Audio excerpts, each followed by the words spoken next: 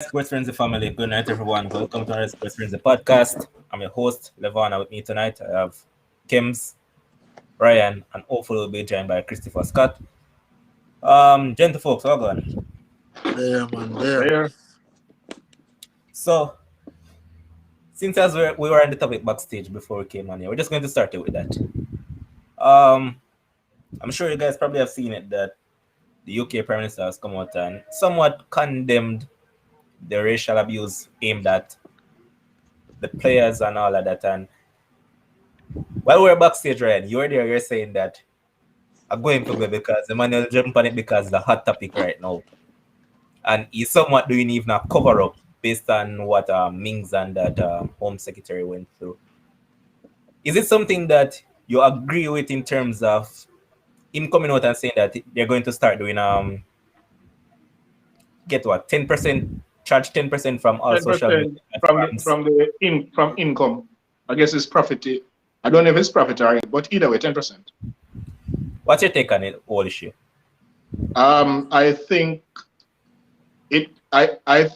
Well, basically, it proves what I knew all along, that legislations can be put in place to do whatever you want to do. And I have always said that more needs to be done for racism from a legislative standpoint. What he's saying proves that this could always be done. And I think it would be a good initiative to do something like this, because it will also push the social media owners to properly govern what is done on there. I mean, look, if we write something out of context, like shot, we end up get banned from Facebook, even if we talk about basketball. Me, for example. But if you go on IG and you say all the most racist things, nobody look at you, but there's the same linkage, IG and Facebook. So, yes, so you think those are anything yet, Ryan? You just love to go over to Twitter. Anything goes over Twitter. Exactly. Twitter is an open play field. For sport, you go over, racism reigns supreme, or anything at all reigns supreme over Twitter. So IG, as bad as IG is, it is no Twitter where all of that is concerned.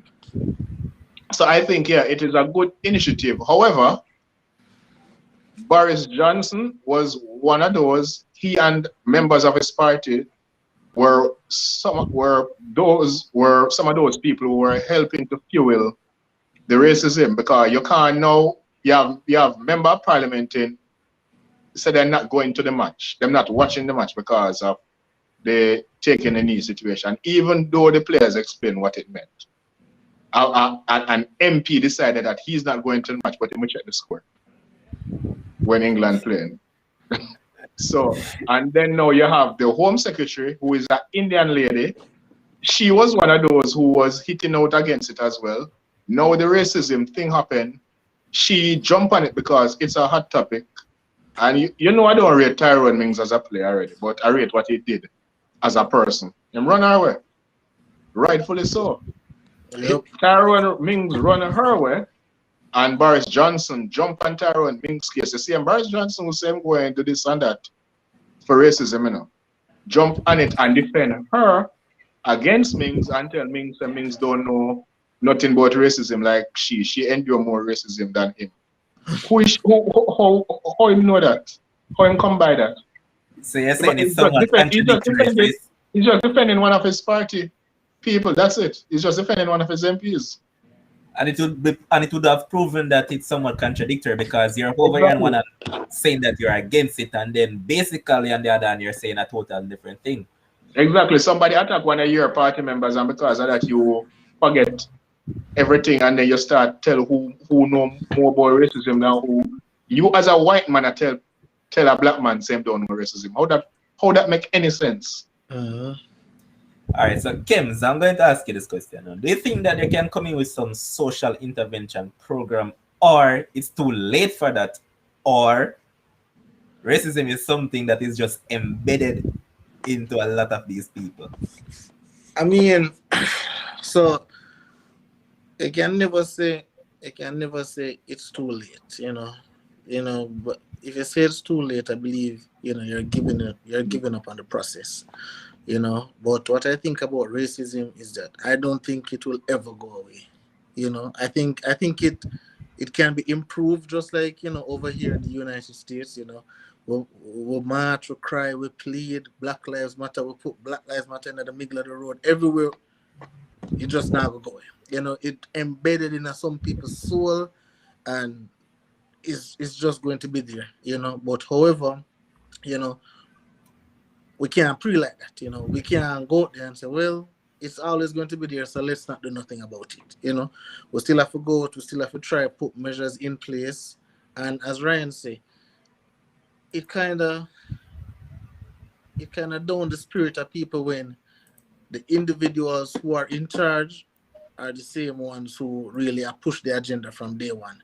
So if you are push the racists, just like over here, so when we had President Trump as our president, right?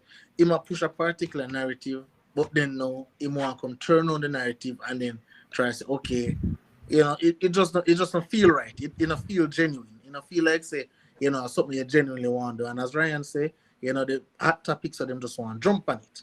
And anything that is popular, obviously you as somebody a big in power, you gotta come out, you gotta talk about it because that's something must talk about. But racism, the thing will happen after the football game, the thing that has been happening over Europe for a very long time, over England for a very long time, we really and truly have to find a way for not only stop it, because as I say, I don't think it's going to stop, but we have to start somewhere. We have to put some measures in place. We have to try something. All right. To address what's his name, Akil Henry in the comment section. You're saying that racism is embedded in the culture of the UK. Actually, it has been proven that over 80% of racism that has come across to English-based players are from overseas and not within England itself. So it's something that is on a broad scale right across the board. And I personally think that sometimes some of these profiles that you say got players, sometimes I don't think a lot of these profiles are fake. That's just my thing. Level, but all right, fine. Let us say 80% of who did the online thing against the players are overseas. Those persons that never fly to England and go Manchester and desecrate Rashford mural. It was English natives who did that. It is safe to assume they were English natives because I don't think people jump on a plane overnight and go to Manchester and do that. So at the end of the day, let us say those are 80% did that. At the end of the day, you still have 20% within the country who went and desecrate a mural. Right. Ryan, can I stick up in for a minute though? All right. So when they defaced Rashford, no, I can say it was not necessarily racism, because remember that Ronaldinho was same thing happened to Ronaldinho, same thing happened to Messi mural, same thing happened to Zlatan statue over there in Sweden. So sometimes you have to think and say, but I can go further. I can go further with that. Hold on, man. Could it be a case that in the heat of the moment they are so disappointed that here what? This is the closest thing that they can do to get at whoever is actually responsible But here is the thing now. You mentioned some players, and I'm going to say something here. Brazil is highly racist, right? Yeah. Who was a scapegoat in 2006? Ronaldinho, the black man. You mentioned Messi. We all know that certain parts in Argentina, Messi is not loved because he never grew up there, and he's not seen as one of them. But yes, who else to mention? Zlatan. Zlatan come from a Muslim family. Zlatan is a child of immigrants. Zlatan is not a full Swedish. But look at it then. So it's racist. That's you're mixing. Hold on, Ryan. You're mixing religion with race. No. Zlatan came out a lot and said experienced racism. Remember, so Zlatan is not the stereotypical Swedish with blonde hair and this and that, Yeah, but what I'm saying is that I can look at it from a standpoint and say that it wasn't necessarily racism why they deface Rashford. It wasn't necessarily racism why they do these things. It just can be a case of, you know what, disappointed in the moment that you were part of the reason as to why we were knocked out. So, you know what, this is the closest I can get to you to probably do something. So, I'm just going to let my anger speak on that. All right. Chris, you like to join in the discussion? We're talking about what the Yeah. UK Prime Minister came out with and all of that. All right. Night, gentlemen. Night, Ryan. Night, Levon. It's some form because racism. All right. So it's an ism, if so to speak. And I like how Ryan brought up the certain points. Sometimes it's a form of discrimination. Let me not say ism, but discrimination is very important because I mean they discriminate like Ryan said. Zlatan came from a family of immigrants. Ronaldinho was the scapegoat. Ronaldinho ain't white. Ronaldinho is black, and these are people. You know, and I'm pretty sure that some of these people that desecrated Rashford's mural also went on social media and said things that were racist to Rashford and Sancho and Saka. So I think, in my opinion, this instance is racism. I don't think that the desecration of mural is because they were just upset at the moment. So I think it is racism, in my opinion. But guess what though, Chris? Just let me know. You guys are speculating, right? Because as I said, I pointed a case with Messi and Zlatan. We couldn't necessarily say that was racism. So here I am. I'm just saying. But it's also speculating. I'm not disagreeing with you guys that it's not racism, but I'm also just adding in a next fuel to the fire, saying that it could be something else. Their own race can racist. Because, all right, you know that your own race can racist against it. It's more a form of prejudice. Yeah. So, let's add in that. I know. That's why I use the term discrimination. Discrimination is in racism, is in classism. Yeah. You know, discrimination is all across the board, whether it's religion, political views. Discrimination is all across the board. I think this form of discrimination is racism. And I think that is what it is. Because like I said, I will speculate, but I believe that these persons that desecrated Marcus Rashford's mural was also online. If they had access to online social media platforms, I believe that these persons also were racist towards Rashford and racist towards Sancho as well as Saka. So we can speculate, but I think, because like I said, classism, racism, religious prejudice, political prejudice, it's still discrimination whether you want to or not. But I believe if you probably more than likely, if you check and see if these persons that desecrated his mural has access to social media, I can guarantee you that if you check their social media, then probably delete it. But if you had access to their social media, they were probably being racist towards Rashford as well, which is a form of discrimination. Because racism is discriminating a person based on the color of their skin. So I think, like we said, we can speculate all one, but this is my opinion. You have yours, as you say, but this is my opinion. I think it's a form. I think it's racist. I thought it was racism. And also, they said that going forward, anybody found guilty of this will also get a lifetime ban from these sporting events. What wasn't somebody found? Wasn't somebody found guilty already? Somebody was charged already. Yep. So they have to be careful because, Levon, in the age of social media, everything, whether you want to delete it or not, you have many videos that are deleted that are still reposted on Facebook, still reposted on Twitter, on YouTube, every single social media platform that you can put a video on. So whether you want to or not, if you choose to delete it, there are things that a lot of political and sports figures have deleted from their social media that person still have to this day that can say to them, but listen, you were saying this couple years ago, couple months ago, that they can use to their advantage. So And the England social bowler. Like yes, England bowler.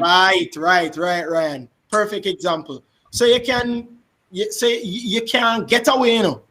You cannot get away when it comes to social media because we have access to technology. You can screenshot, you can download videos from different social media sites where they have to download the app on Google Play or the Apple Store, or you can just use your phone, the volume button and the power button to screenshot. All of those stuff you can access those.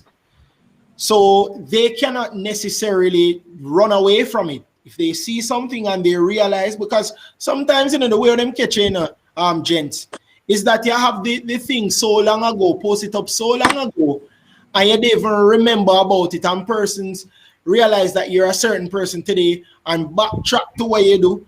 And they say, but wait, you were saying this couple years, you were saying this 10 years ago, you were saying this 5 years ago, and then just grab it, screenshot it, and when everybody talk about it, they delete it, it's still being circulated. So, Well, that's it though. You put Ryan said the English cricketer, but I found this one funny. I think I don't remember the name of the Indian cricketer, but it was something he said in reference to Mia Khalifa. And most people might know who that is. And they dug up that and actually charge him for it in the boss. I was like, damn, man. And this was like from about 2010 thereabouts. But yeah, I get what you're saying, man. yeah, it's all there to see. So that teaches you to respect everybody, because let me tell you, you see the struggles that a lot of people have in different countries, it's astronomical. That's why my mother always tell me, listen, you might be upset that things don't go your way, but there's always somebody in the world that is going through things worse than you.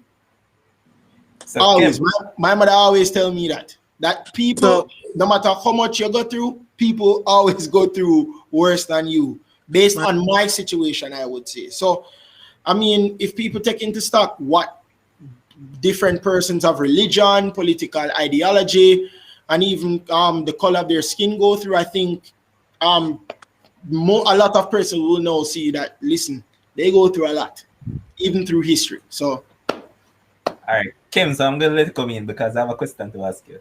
But go ahead and say what you have to say. I did ask Chris a question, but it didn't All right, done my for- question to you. Where they ask me? Since you've been over US, right? Have you yourself experienced any sort of racism?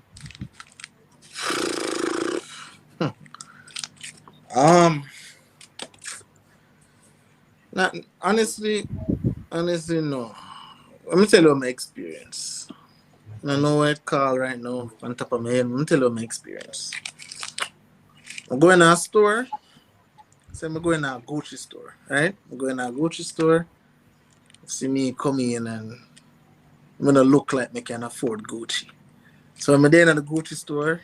That's You the know, same. them a trail, hey sir, can I help you with anything? And then them go away and then them come back again, hey sir, you sure you need anything? And they like so stuff like that, like them profile you. You know, I've been Classism, man. profiled before in that sense, but that if you really look at it, that is still a form of it. no, I wouldn't. Racial profiling is racism. Yes, I it wouldn't- is. It No, I is wouldn't. That's why racism. racial Because united. remember, you know, Hold on, Kim. So, was it white people who did this? All right, you see, that's the thing. Nobody don't really know what they just jump on racism. You see what I'm talking about? No, are black people. But listen to Kim, you notice what I said at the beginning? I said classism. Because you mentioned it and you said that they start looking down for you, say if you can afford it or not. And I definitely, yeah, I definitely, remember Ryan and Chris, you can't be racist against your own race. It's known as Exactly. prejudice like I've seen, or classes. but in terms of like certain things, when we see people experience, like for example, like even like police brutality and police interference and like them niggas thing there. Like when I experienced all them thing there, and I've lived in several different states. I've lived in from racist state to from non-racist, from black state to white state, and probably I'm just lucky, knock on wood, but only really classism or only thing would I say, and because me is not a high profile kind of guy, probably that's why. But I don't. I probably is the reason because they're too short. That's true. But it's still a form of discrimination, though. Like you said, it's not necessarily it's not racism because it's your own race. Racism is described as that discriminating against another race or somebody based on the color of their skin. I think it is prejudice, but like I said, it is discrimination. Racism is a form of discrimination. So I would say shortism. I would bright so. Hey, Lavon, I want to tell you to put that But I mean, I visit the United States, and me and my cousin go out once in a while. When I'm in Florida, we'll go out and everything, and I've actually experienced it. I have known people that work abroad, right? And I know that, she told me that when she was working in Texas, a white person spit in her face. So it's really everywhere. People experience different things. Yeah, man. So Chris, the producer in the background saying that it's more than likely some Cubans they experience it from. Probably. No, it's probably. It's not Cubans. It I is was not thinking Cubans. Cuban. Because based on where you had said, he said that that a lot No, there is, and that is why a lot of people are when I tell my friends about what happened. It happened back in 2015. I was at Olive Garden when it happened back in 2015, and my friends tell me, but there's so many different race down there. Latinos are there and blacks. I'm like, it doesn't matter if persons are down there. It doesn't matter if many races are down there. If persons feel that you're inferior to them because of the color of your skin, then they're going to let you know. America is a country where these races use freedom of speech to say whatever they want. You understand?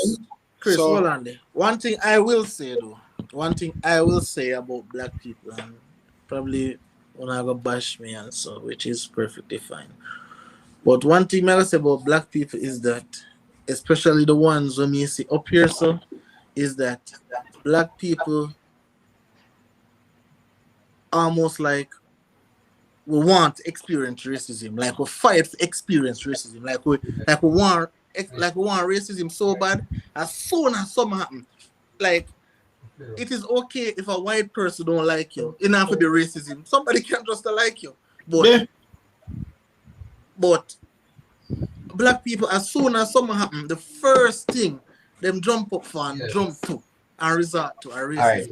Kems, you're saying that some might not agree with you, but I can tell this much. I agree with you. My personal thinking on this and my whole thought process is that black people are too touchy.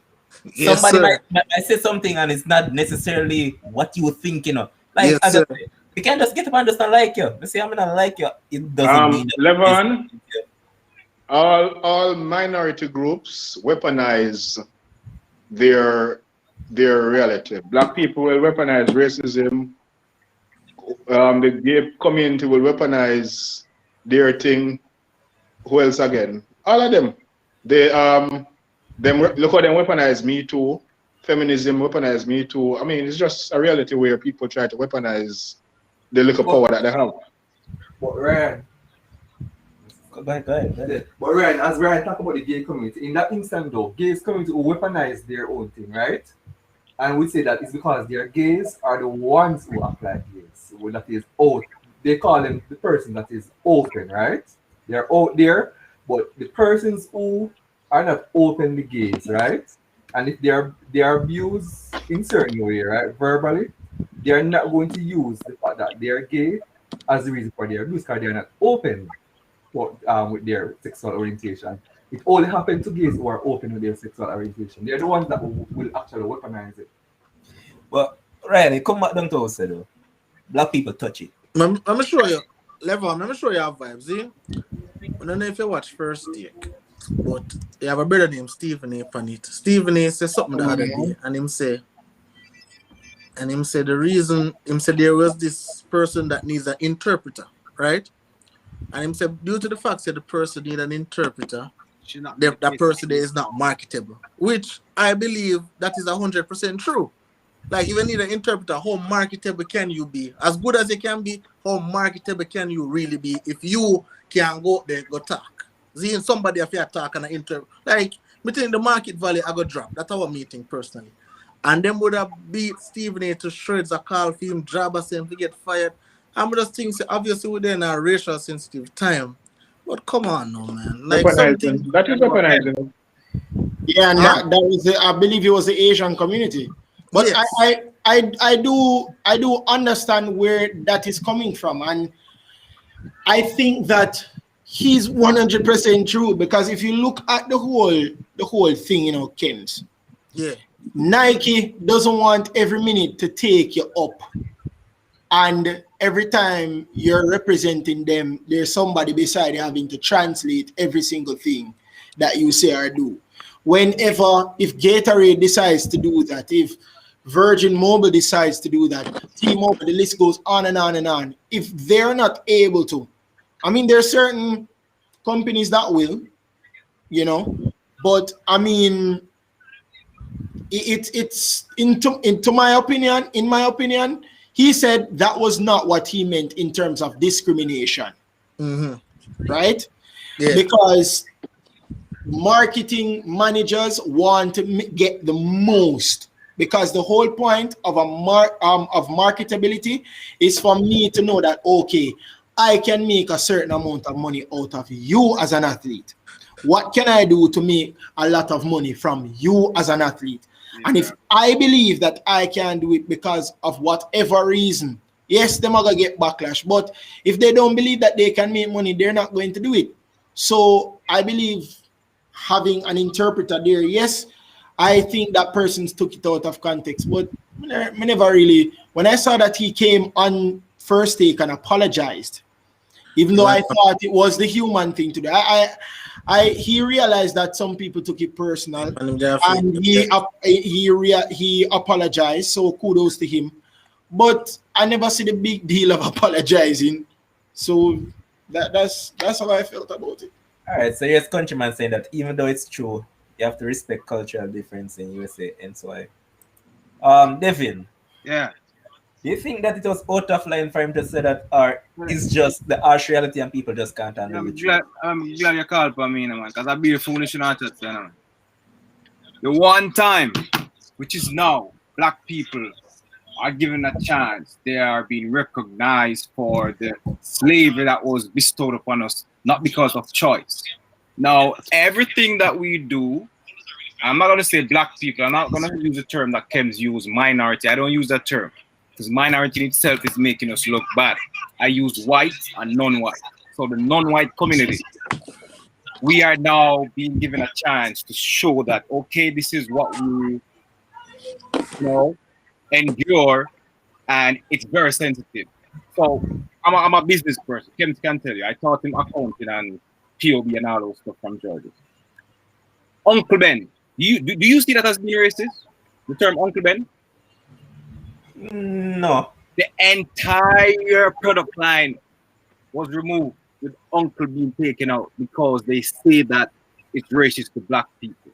Now, the rice that is bought now, it's Ben's rice. So those little things that you may think it's not racist to you, now is the time that, it's being recognized. It's very sensitive. The least little thing that you say, it may be deemed as discriminatory and racist. So what Stephen was saying, yes, foolishness you are talking about, you agree with him, I agree with him. Essentially, he was saying that the guy cannot be the face of baseball. Essentially, that's what he's saying because he has an interpreter. Why not? Why not?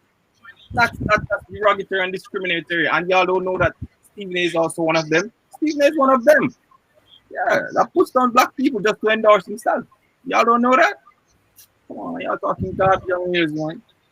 Devin, the whole point of this of speaking about this topic is the fact of the matter. The fact of the matter is, like Stephen A. Smith always said, the fact of the matter is this: nothing is wrong with recognizing what racism is.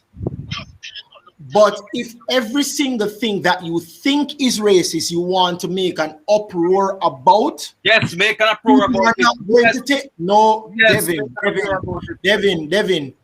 Nothing is wrong with standing up. Years. Quickly, because I don't want is to wrong. Couple years. Yes, nothing is no, but Devin, nothing is wrong. Nothing is wrong for standing up what you believe in. But if every single thing, everything that you think is racist and probably isn't racist, that every move, every move, what, everything, yo, a white lady look at me the other day and say, you guys, yo, they have to beg me not to report her to the ministry, to the Department of Education. She said, you guys, I know she was referring to me and another black guy and one white guy in there, but that different, Devin, that different. The core that she was referring to was dominantly black. Yo, they have to beg me not to bring her. No, that different, Devin. I understand That can be assumed. Every little thing. If a white no, Devin, Ryan is right. It can be seen as racism. We're talking about every single action. Every single action. Yes. No, Virgin. No. Chris, you know, Chris, yes, Devin is another touchy black man. Come on. Levon. You remember the boy that cried wolf? Yep. You remember that story? Yep. When every minute he was saying that some wolf is here, everybody come to him and thought there was a wolf, but when there was white people Devin, look, you know, many explain what you explain. Just listen to me, you know. Every single time he said that there was a wolf there, everybody came to his rescue. Why is it that every single thing that we think is a quote-unquote wolf, we're going to talk about? You know what's going to happen eventually? If there's actually a wolf, quote-unquote racism there, you don't know that. Nobody never going to come to you don't know that. So you expect that person's supposed to come to us every single thing that you think is racist, but actually every time a person call and say, "Oh, you move into my neighborhood, you don't look like you belong here," they call for nothing. When you realize the person. No, but that is different. Ryan explained that is different. I can't mute them for what? Y'all, Devin, all right. You have your opinion. Anyway, I think we can move on. We can move on from that now, man. We are going to move on indeed. I like to bind to what the white man is saying. Hold on, man. We're going to leave that topic behind us. We're just leave it. You know what I'm saying? Leave it. So we're going to talk about Jamaica Reggae Boys. So they're going to play against Guadeloupe on Friday at 5:30 p.m. Going into this game, I'm going to start with you, Devin, because I've seen that you're actually tuned into them. You're saying that we should just push the same energy that we've pushed into these teams over there in South America, Europe, and all that. So we need to give the Reggae Boys the same energy. So they won the first game and they don't have a chance to even go further ahead in the table. If you're the coach, would you make any changes to the starting lineup on Friday? No, I'm going with the core. I'm not changing the winning team. I know y'all may look at the technicality in terms of right back, forward, and all that. I like the team that he started, and I like the fact that he took off Leon Bailey to give him some rest because they know that the game was over. But the only thing I would want to change going into the next game, based on how I see it, is the mentality. I see them having 2-0, and they kind of like relax.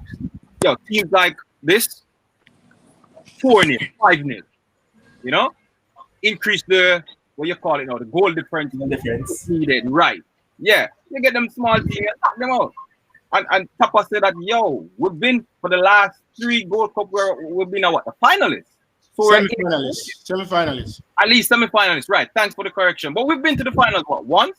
Twice. Yeah, that's what I'm saying. Twice for the last within the last 3 tournaments. I will never have this kind of crap of talent neither. Right, exactly, Christopher. So what I'm saying is we get those teams.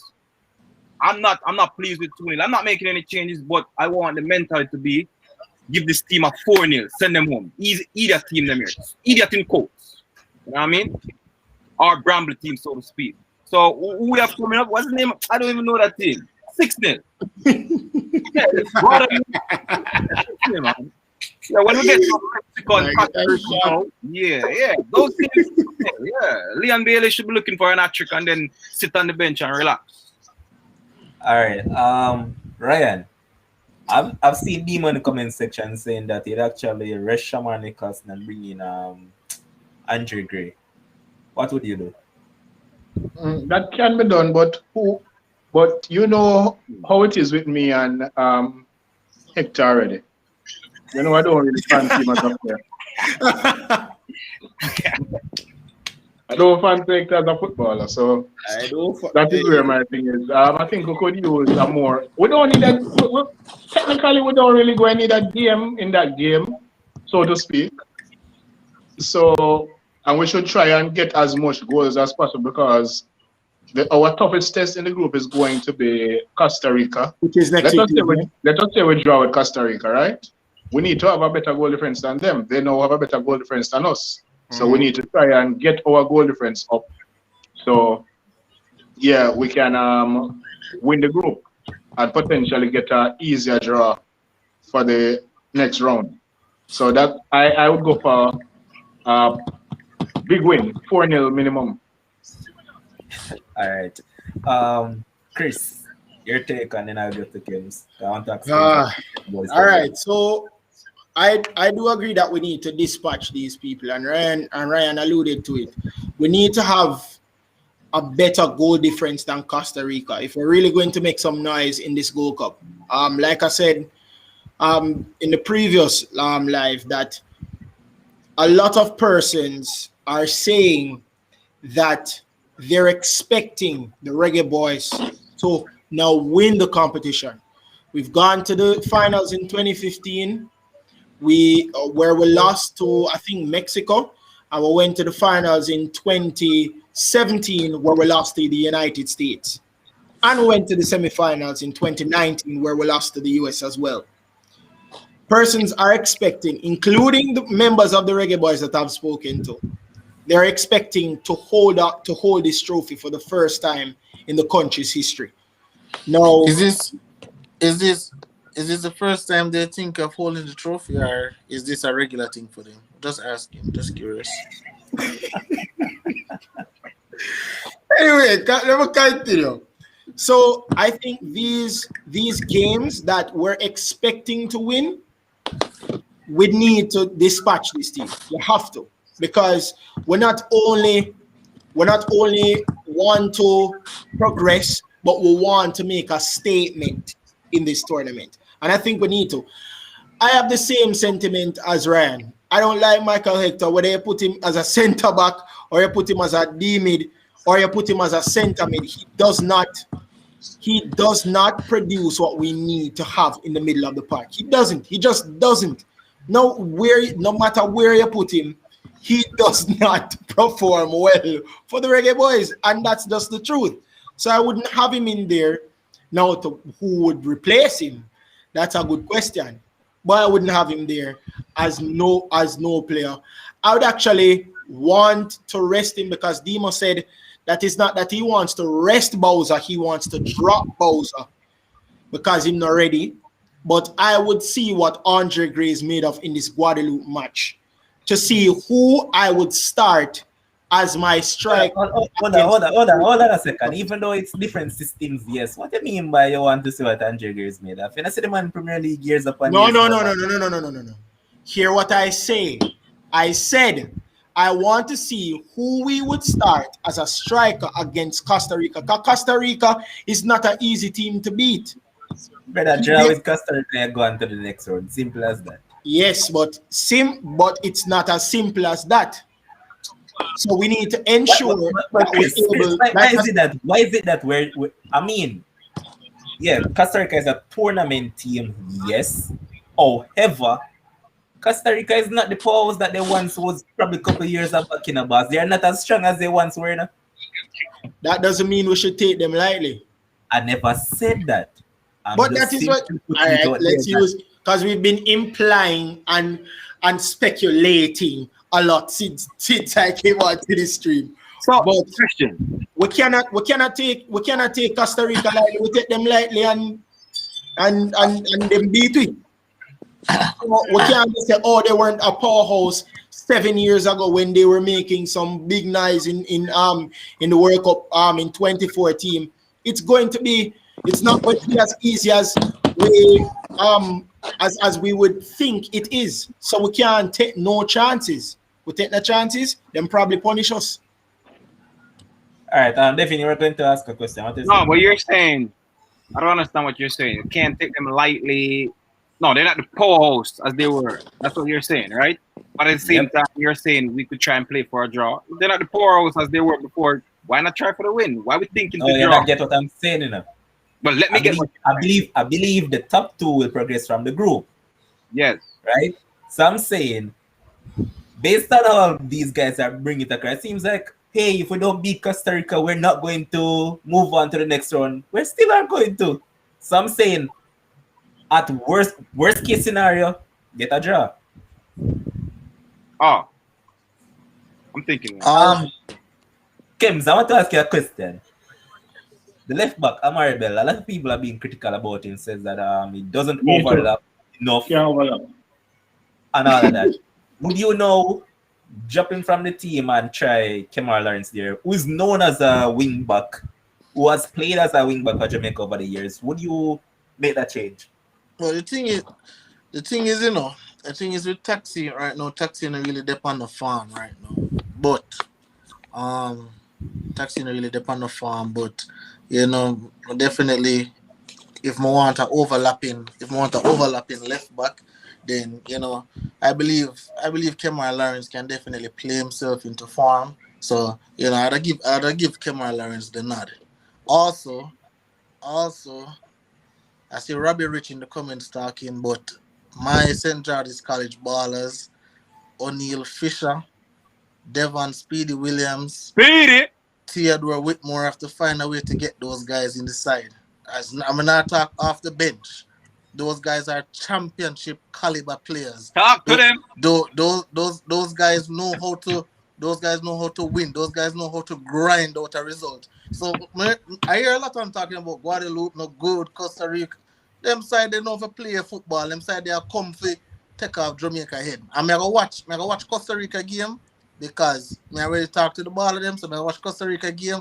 But may I tell you right now, those guys are championship ballers, championship caliber, and if Whitmore really want to bring this Gold Cup home, those guys must play. Okay, boss.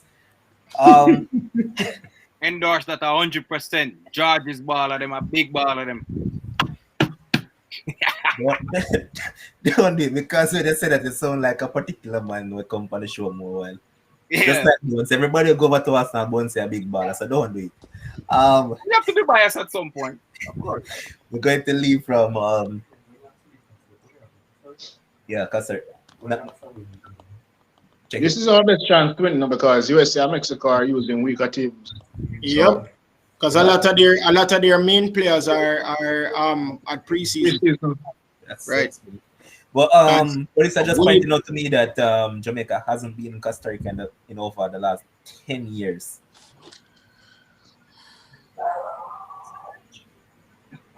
But carry on now. You were saying something. We have a lot of draw with them though. So I'm Yes, just now is saying. the time to get the double. Yep. Okay. We have a chance. We need to. Right now, as I believe you guys said it on the last show, that that there is a certain kind of vibes in the camp and a certain kind of togetherness, and so that really goes a long way. And again, I must say, If you look at the heart of it, if you look on the man story, the heart of it is a farmer, George's ball of them rallying the troops together. Even when the man them up on the bench, rallying the troops, getting the troops organized, telling the guys being that second coach on the bench. And Whitmore know that those guys must start. If he needs to stand a chance as winning the Gold Cup and remaining Jamaica coach, those guys must start. Agree?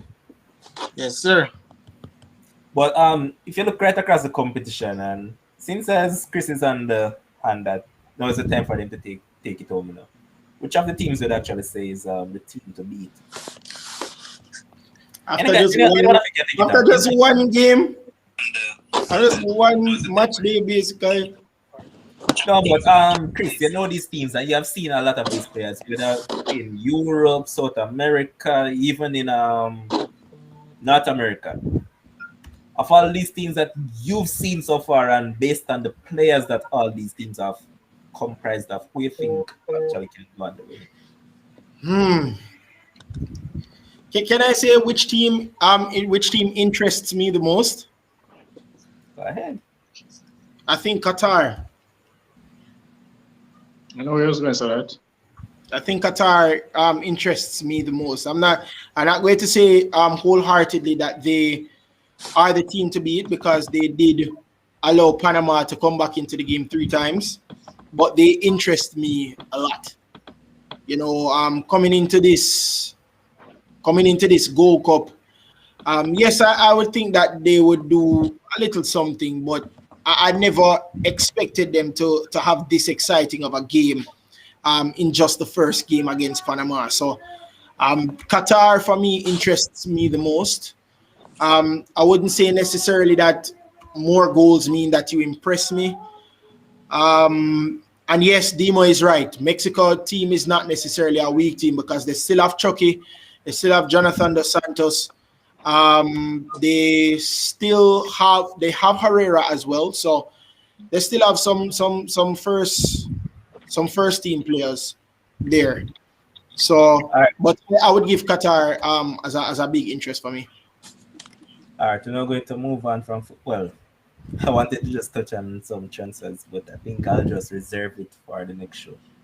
We're just now going to look at some track and field, and this is where we start our Olympic countdown and event by event preview. So first up, we're going to look at 110-meter hurdles for men. Kims, this is where I'm going to start with you. So in terms of Jamaican perspective in this event and vis-a-vis athletes right across the world, how you see this event going, and do you see a world record? World record, yes, I see a world record. But if I know Grant Holloway, how I've been watching him, and so he's either going to try and get the record in the heats or the semifinals. Either where the less pressure is on. The finals, he's just going to run to win. So he want to get the record out of the way early. I don't see anybody beating Grant, to be honest with you. I don't see anybody beating Grant at all. I don't see anybody stopping him. Ronald Levy, though, I have him getting a medal. Whether it be silver or bronze, I'm not sure as yet. My predictions will be coming soon. But Grant Holloway is easily the best hurdler over the last 3 years. 3 years, yeah. Easily the best hurdler, easily the quickest, easily the most confident, easily the most exuberant. When you see this man, apart from obviously Usain Bolt and so, but when you see this man out there on the track, you don't know if when this man don't run the hurdles, this man look like him ready to run another 110 hurdles. This man was full of energy, full of vibes, full of confidence, full of positivity. When I watch the US trials and see how close he got to the record, I know, and he was running by himself basically. So I know with a little bit more competition, he'll definitely get the record and get the gold medal. All right, so for our viewers, I'm going to just tell them the fastest times in the event this year so far. So as Kim's pointed out, Grant Holloway is way out front with 12.81. The guy that keeps on complaining and think his complaint is going to actually get him somewhere, in which it won't. Omar McLeod is second with 13.01. Then you have a youth from Japan. His name is Shunsuke Izumiya. He has run 13.06. Then we have Ronald Lee with 13.08. Rashid Bradbell, who still maintains hope that he can actually top 3 by time. Well, I'm not sure if that is still in existence. Kim's, Nah, he's not going. He's not going. Okay, so that's it. And one thing that I want to hold on, there, Levon. Hold on, there. I mean for cut you, General. When you get a chance, pull up that Akil Henry comment there. When you get a chance. That last one, him just that last joke when him just put. He said Grant not even going to run sub 13. This man run sub 13 and I'm sleep. Exactly. And I'm sleep, brother. What you talk about the man now run sub 13? A full time now as Jamaicans. I bet you that time say Omar would have run sub 13. I bet you that time say Omar would have run sub 13 and win the goal and broke the record. A full time now as Jamaicans will step out of this ticker. Won't even call it. Because not even call it, not even know if I call it, but like Grant Holloway are the best hurdler. The man that broke the record, and that's just what it is. Well, all right, Nico. What I want to point out though, and I'm going to direct it at Chris. Kim's mentioned Ronald Levy and all those guys, but how comes Kim could leave out championship performer like Sergei Shubenkov and Orlando Ortega? Yes, they're probably just really getting into their strides and all of that, but you know, when it comes down to championship, these are two guys that normally turns up. So Chris, as I said, Grant Holloway more than likely will just get the gold medal as long as he doesn't false start, as long as he goes over those hurdles, the gold medal is. But for who is going to be behind him, that's a big question. Yeah, who's going to be behind him is going to be a very big question. I would more take Shubenkov to play second because I think, in my opinion, he has proved more of a championship runner than Ortega. So I would have Shubenkov getting second. You know, he's going to run neutral because of the whole scandal with Russia. So I have Shubenkov coming second, and I have Ronald Levy actually coming third with Ortega coming fourth. Shubenkov, apart from Grant Holloway, I just really rate how he runs the hurdles. We talk about Grant Holloway being focused. Shubenkov is a very focused athlete too. He doesn't let the spotlight or the limelight really be too big for him. I think he's an excellent hurdler as well, along with Grant Holloway. Do I think the record is going to be broken? Yes, I actually do think Grant Holloway has a very, very big chance of breaking the record. In my opinion, Grant Holloway's journey to probably breaking the record was the same as Warholm before he broke the 400-meter hurdles. You know, he was close. Person said that he was in form. And Warholm, this is not just a 2021 thing for Warholm. It wasn't that even a 2020 thing for Warholm. Warholm has been this consistent for at least 2 years. No doubt about that. And he finally got it right. If Grant Holloway gets it right, which he has been doing for the past 3 years, Grant Holloway will be breaking this record. So persons were saying the same thing for Aries Merritt. And he broke the record. So what are we talking about here about Grant Holloway? Akil Henry was one of them talking about Aries Merritt. I just know. Aries Merritt broke the record, and people were saying the same thing for Aries Merritt. What are we talking about? The producer just finger stone and lick me and say, you know why Akil is like this?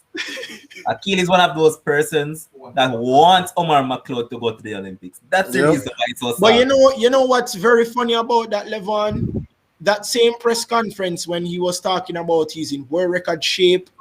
I remember Kems came and said that, I believe, said he was in world record shape and he's ready and he wants to prove. Ronald Levy just beat him the very same day he had that press conference. And you want to know, the very same day.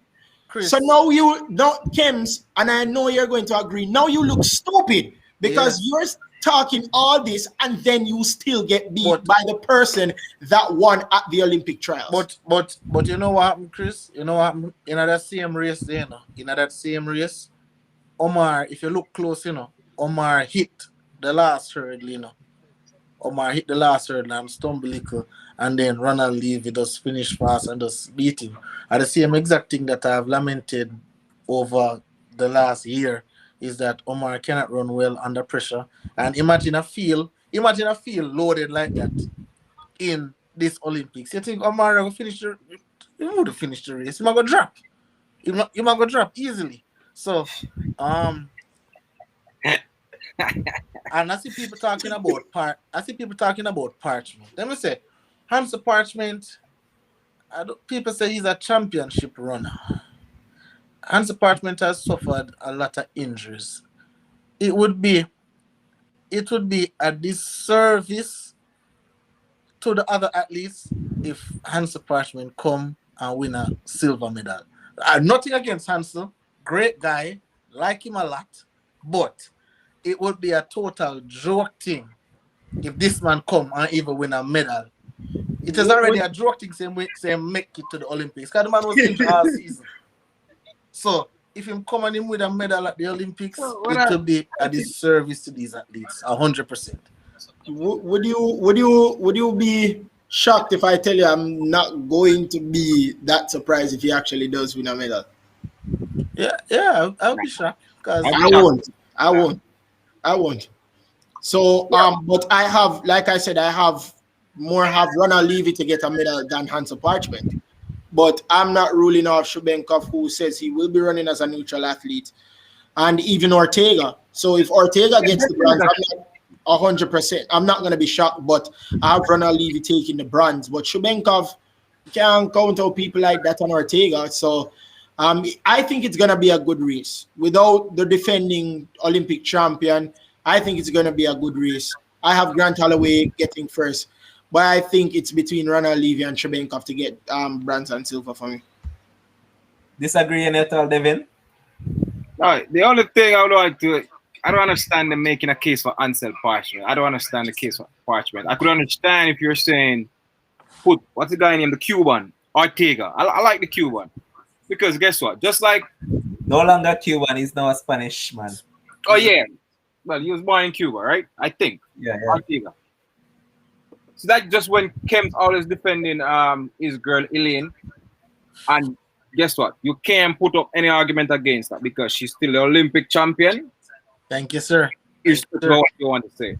Yes, sir. Thank you. Ortega, when was the last Olympics? 2016, right? Yeah. He's a silver medalist. And he ran under 13. I know he hasn't been in great form or anything, but I could understand y'all making a better case, like for Christopher, even though you mentioned it, but I think you're making a better case for Parchment to be on the medal table as opposed to Ortega. No, I'm not saying that Hansa Parchment will. I'm just saying I'm not going to be necessarily surprised if he does. I'm not making a case for him. That's not making a case. I'm just saying that I won't be entirely surprised if he does. But I have Ortega, Benkov, Holloway, and Levy in the top 4 for me. That's what I said. All right. But hold on. So a lot of persons are saying Parchment knows how to medal, right? Remind me of Parchment medals in the 110 hurdles. Just remind me of the medals that he has. I don't really remember. Can you remind me, Levon? I'll have to check back because it's far and few between. Kebs, I'm about to say he reduced Parchment reduced in timing from 13 was 60 to 13 in 2 races. Like that's very significant. But right now, Parchment, honestly, and again, I'll say it one more time. Parchment, wonderful guy, nice guy to talk to, very likable guy. But let me tell you, if that man met the finals, I am surprised if he met the finals. So these games I agree with totally. That Omar is saying here. A perfect hurdler is always a better pick to medal than a fast hurdler in a pressure race. Yeah, that's true. Because your hurdling technique will pull you through vis-a-vis a man that's fast, that was it. all right, for instance, Omar is a perfect example. Omar is fast, but he can't hurdle properly. Can't So hurdle. generally, Yep. But all those people who will pick to medal, brilliant they are hurdlers. good hurdlers. Perfect hurdlers, They're actually. great hurdlers. That Kems, all those people, or Orlando Ortega, Ronald They're Leavish, great hurdlers. Chubenkov, you don't and of course Grant Holloway, you don't expect these people to hit hurdles, you know. No, They run No. more of a perfect race in terms of not hitting hurdles than Omar McLeod. Omar McLeod is a fast hurdler. And in pressure situations, he always hits the hurdles. And that is his problem. I mean, All right. if he was a perfect hurdler and along with being a fast hurdler, then he would have broken the record very a long time ago. All right, we're going to move over to the women's event, and I'm just going to give the top people in the event so far this year. So first up is Jasmine Camacho Quinn. She has dominated this event totally this year. She has run 12.32 already. Second so far has been Tonya Marshall. She's also of the US, but I don't think she's going. No, it was actually Kenny Harrison. Who finished 32nd again, man? Why am I forgetting? what's her name that he come second, but she get banned. Yeah, McNeil. I know that Gabby Cunningham is going to go. Wasn't Yeah, she Gabby that one yeah, that was promoted? And I remember who come third in the race. Definitely go check. Yeah, that. but I believe it was Christina Clemens. I'll stand corrected, but I believe that was the girl. Yes. So on that standpoint, I'm going to start with you again, Kims. Do you think that this Camacho Quinn fella is way superior to the field this year? All right. So this is the thing with Camacho. She should win, but I have Kenny Harrison to win. You know, and this is more probably an emotional pick for me because everything what she been through. You know, everything what she been through, everything what she have to overcome, and let us not forget who the record holder is. You understand me? We still have we have to put some respect on that. You know, I watched Camacho a couple times. I believe one of the times I think she had false started. I think she false started in one of the races that I was watching her in. But excellent hurdler, very quick between the hurdles, turnover, excellent. But you know, I think it comes down to the start. If Kenny Harrison get that start before her, then Kenny Harrison would win. If the start is even, your guess is as good as mine. But Yeah, man, Camacho will burn her up once Camacho and her is level at the start. You know why? yeah. Camacho Quinn has a stronger last 50 than Kenny Harrison. Yes, Kenny So Kenny I try hold on for the last 50, man. She I try hold on for dear life, man. What I wanted to say too, as it relates to that, I know Brittany Anderson, she had run a fast time earlier on, but from that, 12.5. I don't really, think say, lower body, hold her back a little bit, lower body, hold her back a little bit. Megan Tapper, she really surprised me at the trials. I have Jamaica winning a medal at this event.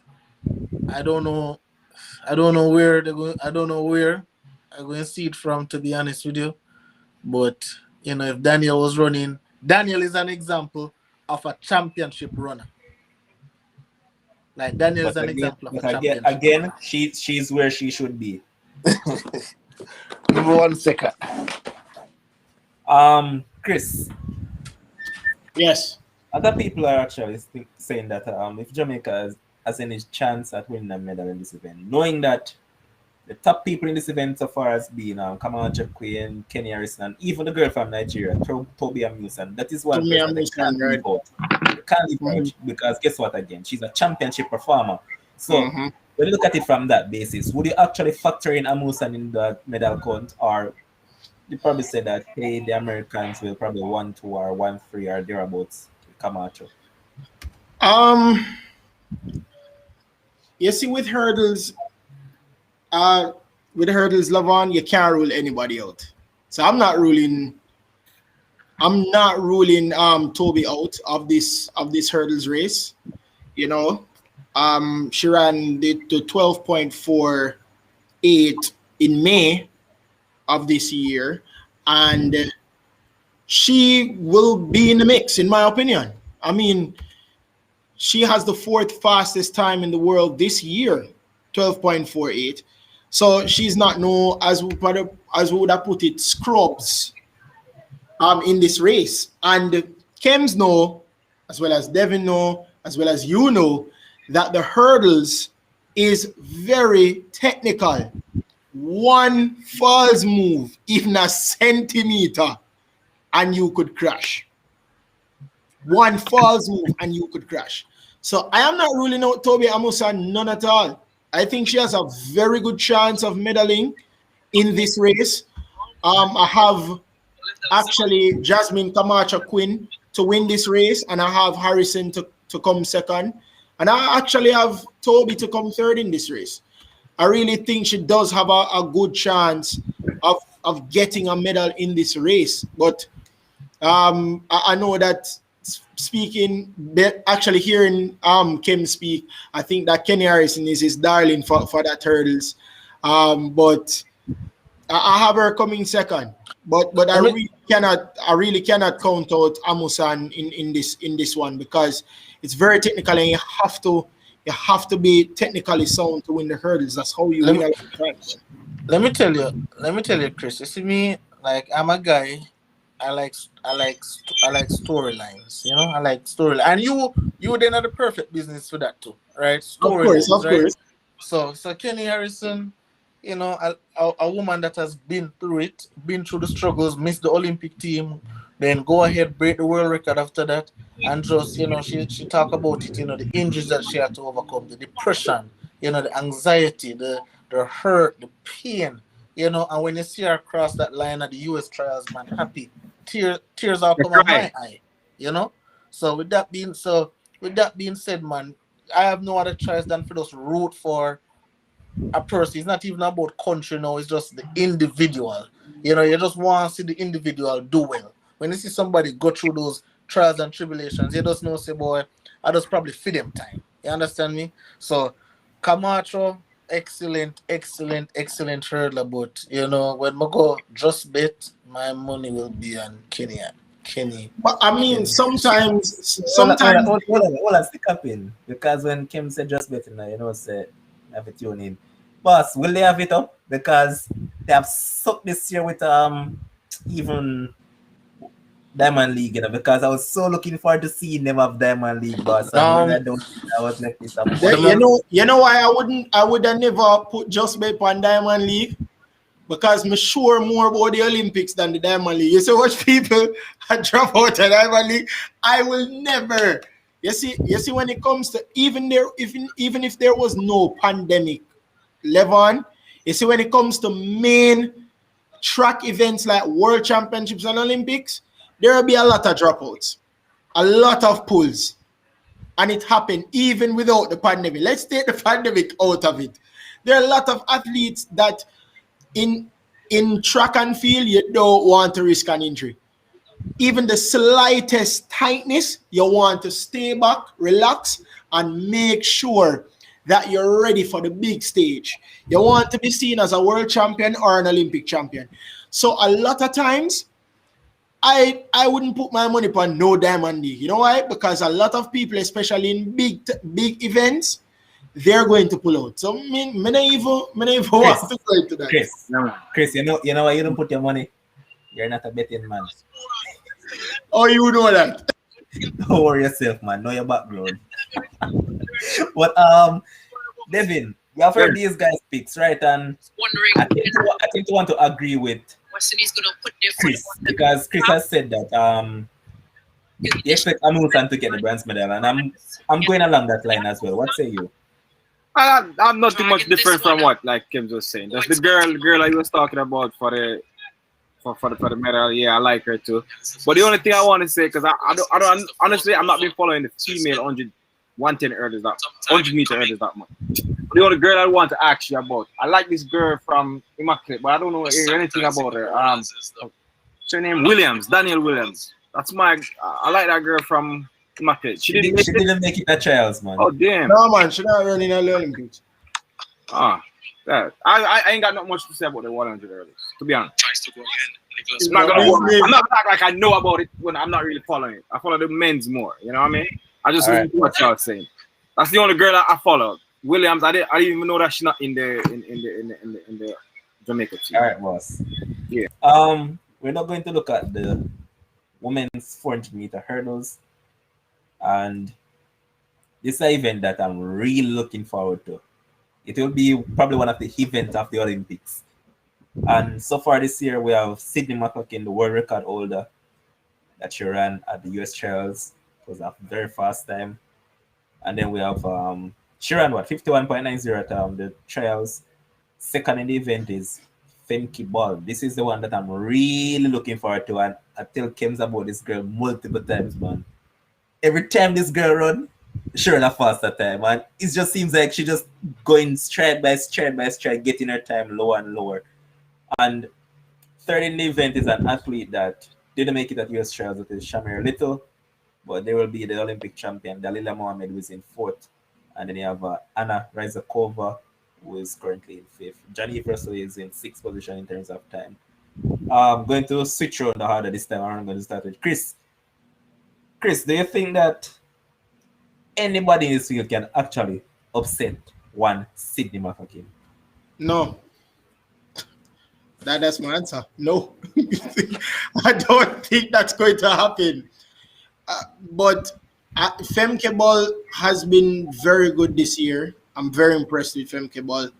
But I actually don't have her getting second. I actually have Delilah winning that race. Coming second, I should say. Not winning the race.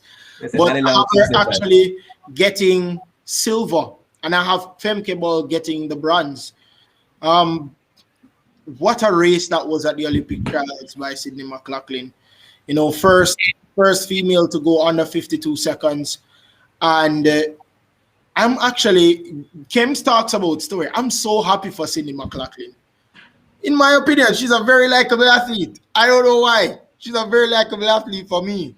And the fact that she got the 51.9, I was so happy for her. She looked very surprised. But can you really be surprised that she actually did run 51.9? I am actually not surprised that she ran 51.9 because she looked the part. That is exactly what happened with Delilah Muhammad when she looked the part. And even then, lest we forget, that Sydney McLaughlin actually went lower than the world record when Delilah broke the record herself. So I have Sydney McLaughlin to win this, but I actually have Delilah Muhammad to get the second, to get the silver medal, and I have Femke Ball to get the bronze. I'm really impressed by Femke Ball, but if she does get the silver medal, I'm actually not surprised. But my top three definitely is Sydney McLaughlin, Femke Ball, and Delilah Muhammad. Kems. All right. Well, to answer your question, unless a miracle happens, then she won't be beaten, right? As I told you before, you know, this is the difference with, you know, athletes who want to be great and athletes who only talk about being great, right? You know, last year, as Chris said, you know, she still went under the world record, but she came second at the World Championship. Was not satisfied. Was terrified that she came second. I was actually petrified that she came second, right? And then what she did, she went and changed coach and went to the great. A lot of people probably don't know him, but they better go read up about him. The great Bobby Kersey, right? And then when Sydney started running 110 hurdles, you know, a lot of persons were saying, why is she doing this? Why is she doing this? You know, but they never see the long-term picture, because what Bobby Kersey wanted her to do, one of his main goals was that he wanted her to do to go over the hurdles with either feet, you know, so either left or right, you know, and want the transition to be smooth.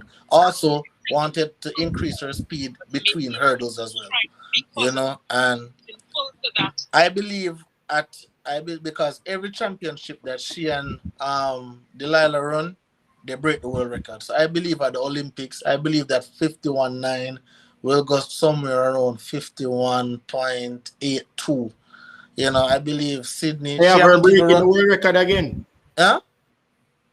You have her breaking the world record again. Yeah. Have her lowering it right now. And Levon, you're a girl that you keep telling me about. Right? If you look at the past 3 Diamond League, she run against the same people. Shamir Little, Genevieve Russell, the same field every single time. I don't have her. I actually have the US sweeping the 400 hurdles actually. Yeah. I like my little college girl. Cockrell, I think her name is. Yeah, Anna Cockrell. Yes, I like her. You know, So Kims, you're a betting man. Take my show to them. Turn a show to bet against people. What do you have to lose about that? about Because what? I'm saying Cockrell won't come third. So you're saying your girl will come third? Ahead of Cockrell. I don't business where she finished, but I know that she'll finish ahead of Cockrell. Are you willing to take that bet? Yeah. All right, So, so you think it's a US 1, 2, 3? US That's what one, he's two, saying. 3. I Because- have, even though she ran against the same competition, you can't deny what she's been able to do. And I have her getting that third place. I do agree with you that Sydney McLaughlin and Delilah Mohammed will be getting the 1, 2 for the 400 hurdles, the women's 400 hurdles. I got you there. US 1, 2 for me. But I don't think that Cockrell is going to beat Femke Ball, in my opinion. I don't think so. Remember, you know, when I don't know if you had watched, probably if you had watched the NCAAs, I don't know if you watch it, right? But if you watch it and you watch that girl Cockrell doing that at the Olympic trials, she just finished on the NCAAs a week ago. Body tired, feet heavy, but now, trust me, she is ready. She is my dark horse to all finish. right, watch out, Kims. How long have you seen this Cockrell girl? How long? Yeah, This season. okay. I've been watching this ball athlete for the past 2 to 3 years, and I've just watched her progression come right up. So Okay. that is where I saw her first, and I was like, Okay. essentially, You see the, But the I something is- want to know from Levando, do you think that Femke will be winning the bronze or the silver? I want to think along the line of Brands. Reason being, Dalila just came back from an injury and to run that time at the trials. That's impressive, man. And then she's the Olympic champion and all of that. And she was a previous world record holder, so you can't. That's why I said the exact same thing. So we're on the same page. I just want to know that we're on the same page.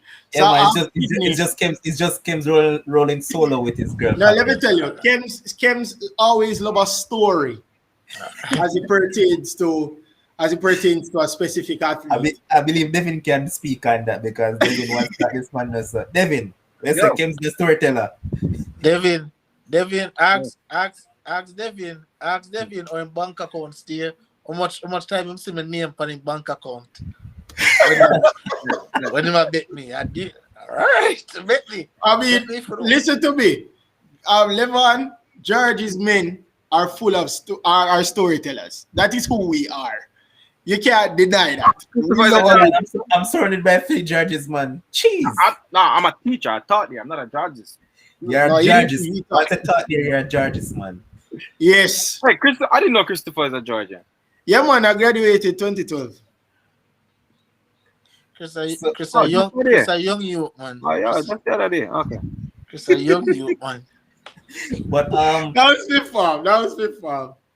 But as I was saying, Kems, you seem to be rolling solo on that one because I like Cockrell now, mind you. But I just think that it's a little premature for her right now, based on where the other athletes are at. All right, let me tell you, on a real level, you see your girl.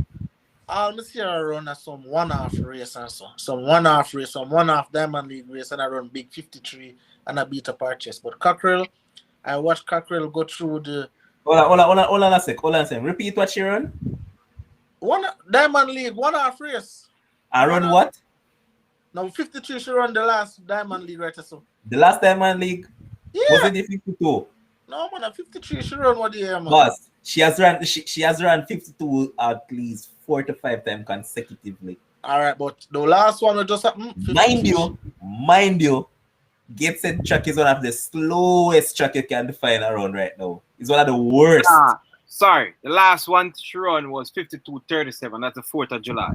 Exactly, because I'm one of No, man, you have one. No, man, no, you I have think she ran a another one that 53. just gone I think one she ran a day, 53. 2 days Yeah. ago. Yeah, but Yeah.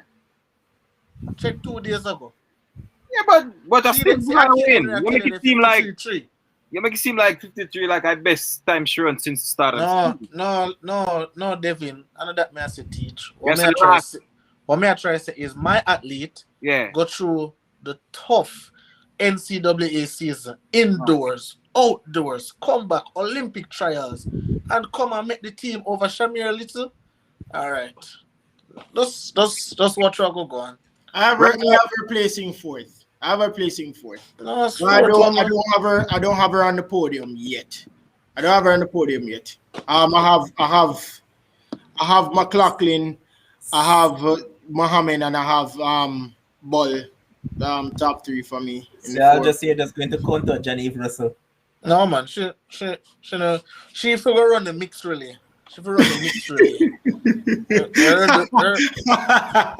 Those things. Boss, come on, man. Why do you there like that? But listen, no medal hopeful for Jamaica in this event. No, not in the women. Okay. So we're going to look at the men's 400-meter hurdle, another one that we're keenly looking forward to. And please, guys, save these down because these are actually our picks for the Olympics.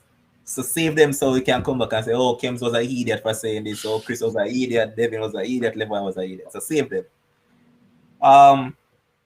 You know that Karsten Warham is way out front. Well, not really way out front. He's just out front. Breaking the world record. Close to the enemy is Rai Benjamin. And then you have this youth that I'm just impressed by. This Alisson dos Santos fella from Brazil. This man has just keep on growing in stature. And his PB just keeps on coming down and down and down.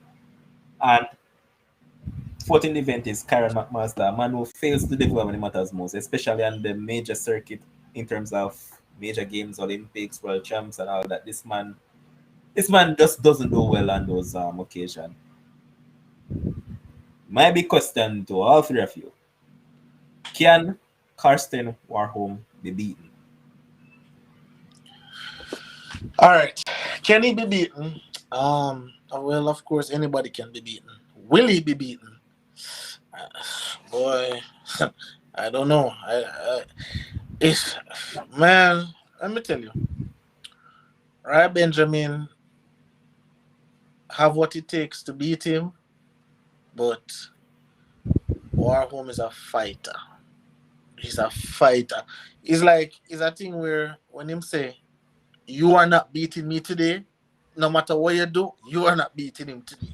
You know, he's an athlete like that. And, you know, I believe because him and Rai Benjamin was supposed to match up in a Diamond League, you know, and Benjamin quickly took himself away because he did not want that pressure at all, you know. So I don't believe it's happening at the Olympics. I don't believe he's losing at the Olympics. Probably next year at the World Championships on US soil, have the home crowd behind you. I believe then Rai Benjamin can probably win. But Tokyo, right now they're saying no fans at all in the stadium. So obviously, you know, I don't think Rai Benjamin will beat him there at the Olympics for sure.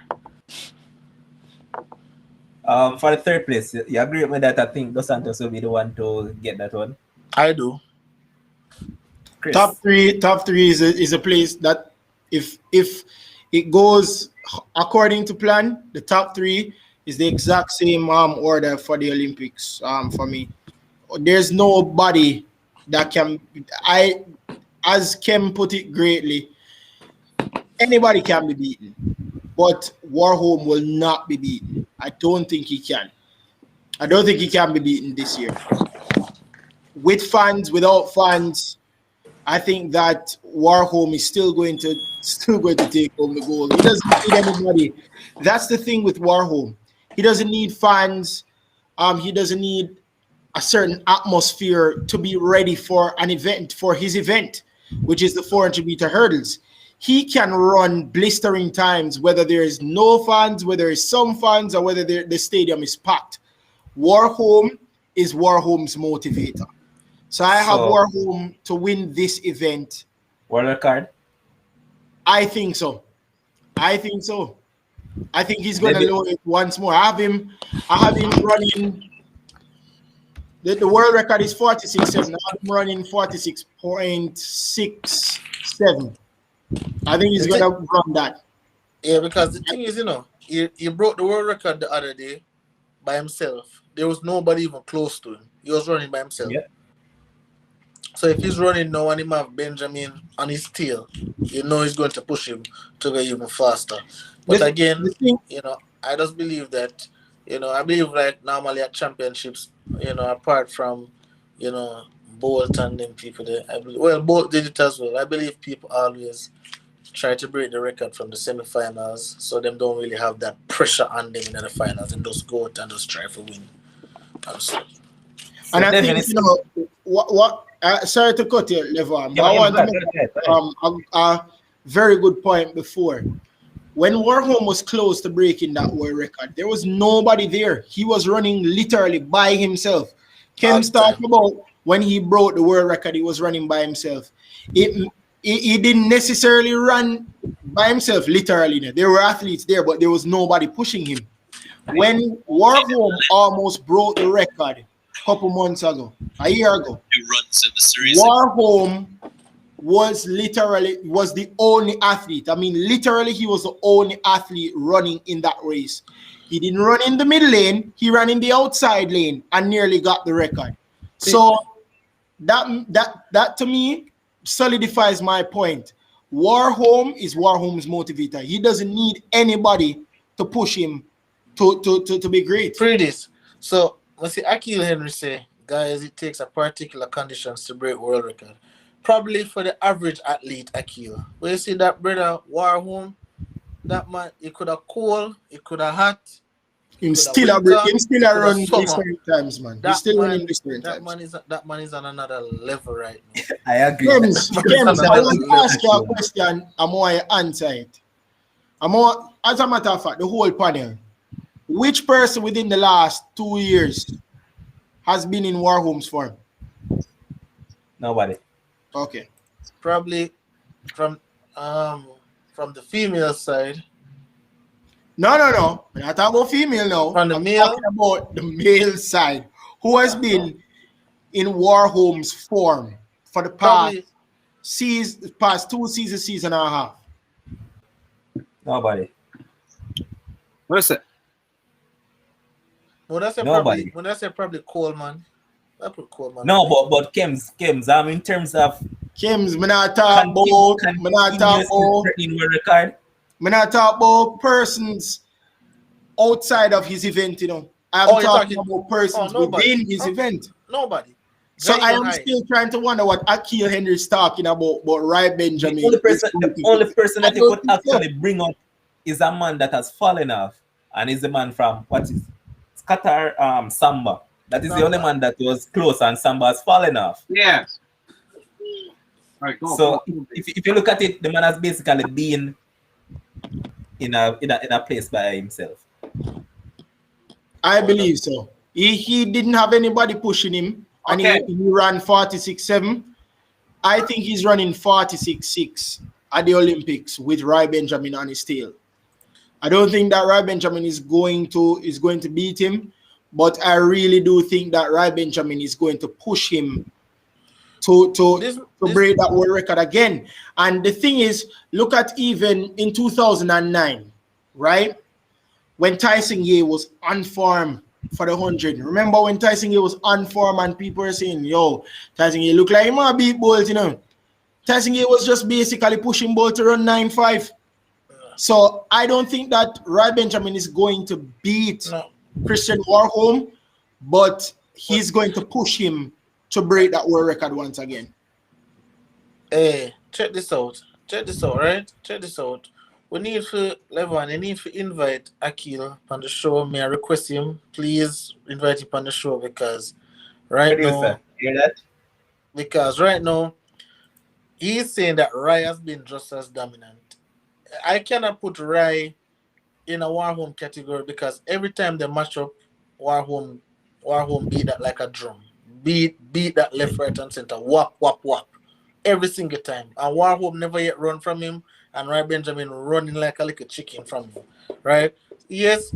And Akil, you know one thing I noticed with you, Akil, when the narrative suit you, you don't mention about US soil. When the narrative goes against you, then you want to mention US soil. Because Rai Benjamin haven't run that time outside of US soil. That But that all 40, all Ankins, let me just bring up this comment. I have to show the comment, you know. Here's Akil and saying that Rai ran such an easy the man 46 wicked.